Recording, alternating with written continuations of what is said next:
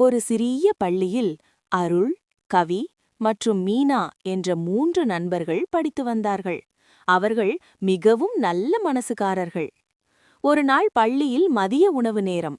எல்லோரும் தங்களது உணவை எடுத்துக்கொண்டு அமர்ந்தனர். அப்போது புதியதாக சேர்ந்த ஒரு சிறுவன், சூர்யா, தனியாக ஒரு மூலையில் உட்கார்ந்திருந்தான். அவனிடம் உணவு எதுவும் இல்லை. அதை கவனித்த அருள், நாம் மூவரும் சேர்ந்து சாப்பிடுறதை விட 4 பேரும் சேர்ந்து சாப்பிடலாம் என்றான். கவி தனது உணவை பகிர்ந்தாள். மீனாவும் தனது உணவை கொஞ்சம் கொடுத்தாள். அவர்கள் மூவரும் சேர்ந்து சூர்யாவை மகிழ்ச்சியாக சாப்பிட வைத்தார்கள். அடுத்த நாள் சூர்யா பள்ளிக்கு வரவில்லை. ஆசிரியர் கூறினார், அவன் உடம்பு சரியில்லை. அதை கேட்ட அந்த 3 நண்பர்களும் பள்ளி முடிந்த பிறகு அவன் வீட்டிற்குச் சென்றார்கள். மருந்தும் பழங்களும் கொண்டு சென்று அவனை பார்த்து ஆறுதல் கூறினர். சில நாட்களில் சூர்யா நலமாகி மீண்டும் பள்ளிக்கு வந்தான். அவன் கண்களில் கண்ணீர். நீங்க என் நண்பர்கள் இல்லை, என் குடும்பம் மாதிரி என்றான்.